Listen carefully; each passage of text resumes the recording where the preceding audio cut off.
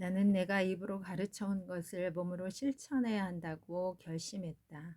대기업의 보금자리를 떠나 나 혼자서 바람찬 들판에서 풍찬 노숙하는 것이 무엇인지 직접 느껴봐야 한다고 생각했다. 20세기 고용문화의 큰 기둥이었던 대기업, 그 코끼리들의 세계에서 벗어나 벼룩처럼 나 혼자 힘으로 살아가야 한다고 말이다. 여기서 벼룩은 프리랜서를 가리키는 말이다. 의사와 정치가의 길을 버린 스마일즈가 마지막으로 선택한 것은 자기계발서 작가였다. 그는 사람을 변화시키는 것은 기술도 아니요 정치도 아니다. 오직 자조 정신이다. 자조의 정신이 개인을 정당한 방법으로 성공하게 만들고 이는 곧 사회의 개혁으로 연결된다라고 외치면서 남은 평생을 자기계발 서적을 쓰면서 살았다. 승자가 아니라고 모든 것을 포기할 필요는 없다. 우리는 모두 백조의 흰 날개를 감추고 사랑한다. 선생님은 어느 날 장래 갖고 싶은 직업을 써오라고 하셨다. 재미있는 책만 실컷 읽어도 월급을 주는 직업이었다. 정말 너무해. 일주일에 300권이라니 양심도 없어. 이렇게 중얼거리다가 손바닥으로 내 입을 막았다. 내가 초등학교 6학년 때 그렇게도 되고 싶어 했던 재미있는 책만 실컷 읽어도 돈을 받는 사람이 되어 있었던 것이다. 하기 시습지, 배우고 때로 익히면 즐겁지 아니한가. 읽을 책이 변변치 않던 어린 시절 교과서는 나의 소중한 벗이었다. 방학이 끝나고 새 학기가 시작될 때면 새 교과서 받는 날을 손꼽아 기다렸다. 새 교과서를 받아온 날은 누런 재생지를 가위로 오려 책 표지를 새로 씌우느라 분주했다. 그러곤 읽기 시작했다. 가장 재미있는 국어 교과서부터 읽기 시작했다. 읽고 또 읽었다. 며칠 내에 다 읽고 나면 산수, 사회, 자연 교과서로 넘어갔다. 나중엔 음악 교과서도 미술 교과서도 읽었다. 악보와 가사로 가득 찬 음악 교과서도 처음부터 끝까지 읽어버렸다. 저는 교과서에서 배운 대로 선생님과 부모님들이 가르치신 대로 걸어오려고 노력했을 뿐입니다. 세상에 이런 게 있었다니. 미술 시간에 수없이 했던 과일이나 조각상처럼 실제로 존재하는 사물을 보고 그리는 일보다 자신의 아이디어로 창조된 미래를 위한 상품을 그려내는 일, 생각을 그리는 엄청난 일, 잡지에는 그런 일들이 가득했다. 나는 16에 다시 태어났다고 말하곤 한다. 디자이너로 말이다. 길이 보이지 않을 때는 내 안의 소리에 귀 기울여라. 1998년 겨울은 내게 혹독했다. 무슨 소설 제목처럼 그의 겨울은 따뜻했네 운운할 여유가 없었다. 그 전해 나는 이혼을 했고 아이 하나를 들쳐업고 집을 나선 아니 새로운 집을 향해 나선 싱글맘의 길을 가기로 결정했다. 아우슈비츠 수용소에 가스실로 가야 하는 운명과 상황은 전혀 변하지 않는다 하더라도 그 상황에 대해 어떠한 태도를 취할 것인가 하는 문제는 마지막 자유로 남아있다. 그 마지막 남은 자유로 인하여 인간은 끝까지 품위를 지킬 수 있는 법이다. 이러한 자유로 얻게 되는 가치를 태도 가치라고 명명하였다. 나를 뽑기로 했다고 알려온 수도권의 학교가 두 곳 있었는데 막상 신문 광고에는 내 이름이 누락되어 있었다. 광고를 살펴보니 신임 교수는 거의 미국을 비롯한 서구에서 박사학위를 받은 사람들이었다.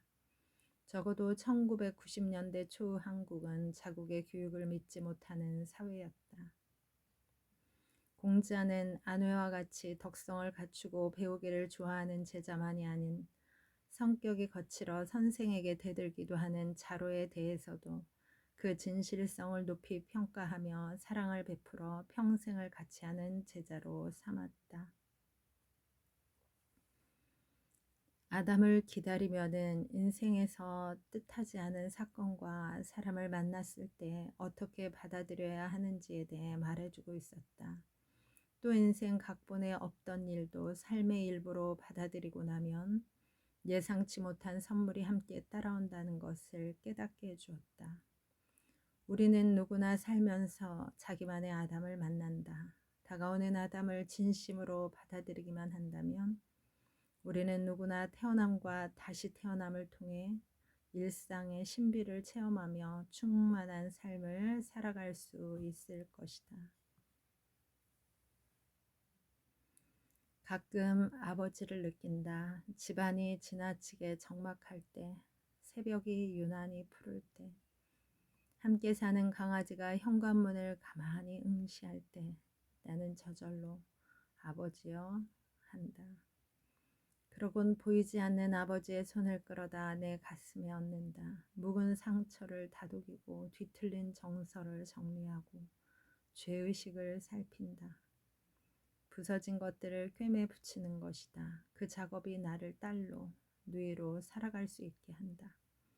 무엇보다도 글을 쓸 수 있게 한다. 희망을 만나려면 반드시 절망을 거쳐야 한다. 언제부턴가 나는 거리에서 과일을 사거나 시장에서 고등어를 살 때 절대 값을 깎지 않게 되었다. 귤값을 깎으며 좋아하는 사람이 되고 싶지는 않기 때문이다. 너 저고리 벗어라. 내 인생의 한 획을 그은 책은 다소 선정적인 이 문구로 시작된다.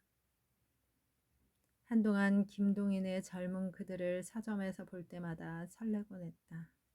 다시 어린아이로 돌아간 듯한 환희, 순수한 즐거움, 두려움의 해소, 자신감. 중학생 시절에 느꼈던 감정들이 되섞여 물밀듯 밀려오곤 했다. 상처는 한 걸음 한 걸음 앞으로 나간 소중한 흔적이다. 파울로 코엘료는 양측이 산티아고의 여행을 통해 이렇게 말하고 있었다. 누구나 자기만의 인생의 보물이 있으며 그것을 찾아가는 꿈을 포기하지 말라고. 그러려면 같은 자리에 머물지 말고 용기 있게 떠나야 한다고 말이다. 두 개의 빌딩만 보면 줄을 긋고 그 사이를 걷고 싶은 이 사내는 세 개의 곳곳의 건물 사이를 걸은 후 세계에서 가장 높다는 이 건물을 보고 짝사랑에 빠진다. 이 건물 사이를 걷는 건 이제 그의 일생일대의 소망이 된다. 황무지 개척이 어려우면 차라리 3D의 길을 차선택일 수 있다. 3D란 더럽고 어렵고 위험하다는 세 단어의 첫 자를 의미한다. 나는 가난한 집안에서 태어났다. 위로 언니 오빠와 밑으로 남동생 셋이 있었다. 부모님은 초등학교 근처에도 가보지 않았다. 나는 박사가 되겠다는 꿈을 꾸었다. 그것이 암행어사의 마패를 얻는 길이라 생각했기 때문이다. 삶이 힘들 때마다 도망을 가고 싶고 죽고 싶은 마음이 들 때마다 박사가 된 내 모습을 상상했다.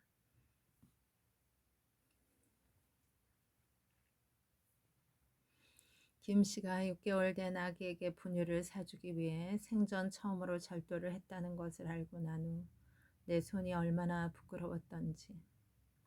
김 씨는 다니던 봉제 공장이 문 닫는 바람에 근 2달 동안 일거리가 없었다.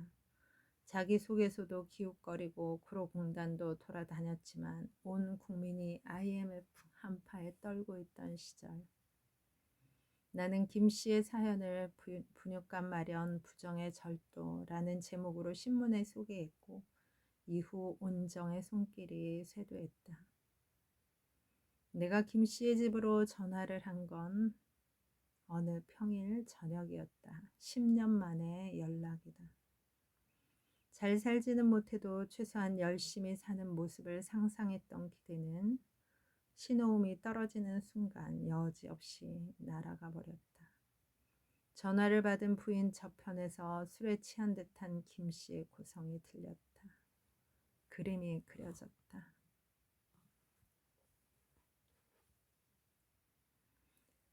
미국에 실존했던 유명한 권투 선수의 억울한 옥살이를 다룬 영화 허리케인 카터에는 다음과 같은 명대사가 나온다. 삶이 책을 고르는 것이 아니라 책이 사람을 고른다.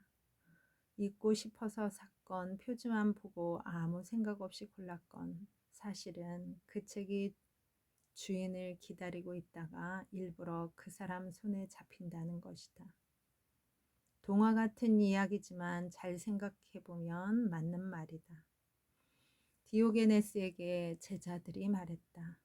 스승님, 이제 연세도 많으시니 그만 쉬엄쉬엄 편하게 지내시지요. 천만에 경주마차 달리기에서 결승점이 보인다고 벼랑간 천천히 달리면 되겠는가? 오히려 더 속력을 내야지. 경제력이 없는 어머니와 철없는 남동생, 나 이렇게 세 가족이 하루 한 끼를 걱정하고 학비를 대는 것조차 사칠 정도로 가난했던 어린 시절. 소년 가장으로 살아가는 것이 너무 힘들었지만 그래도 영화배우가 되겠다는 꿈이 있었기에 견딜 수 있었다.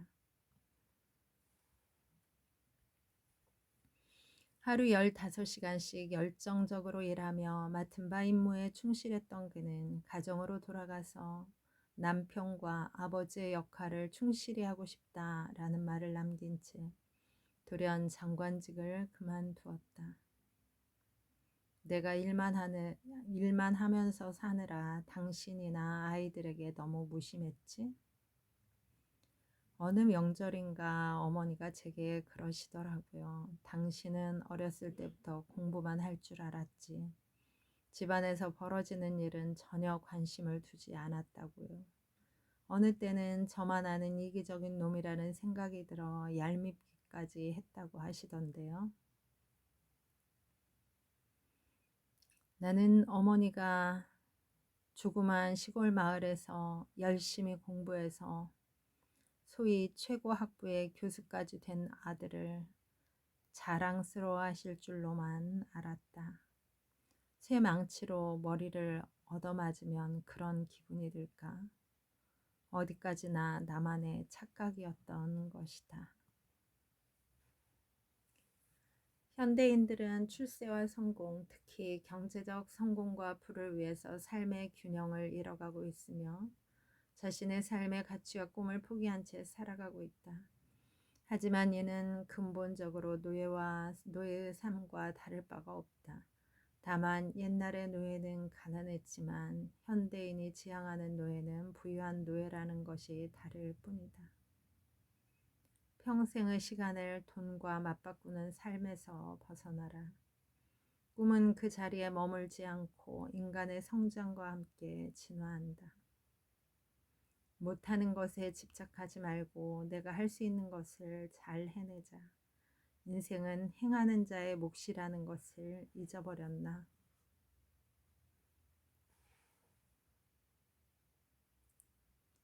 사람을 움직이는 것은 말의 기술이 아니라 마음이다.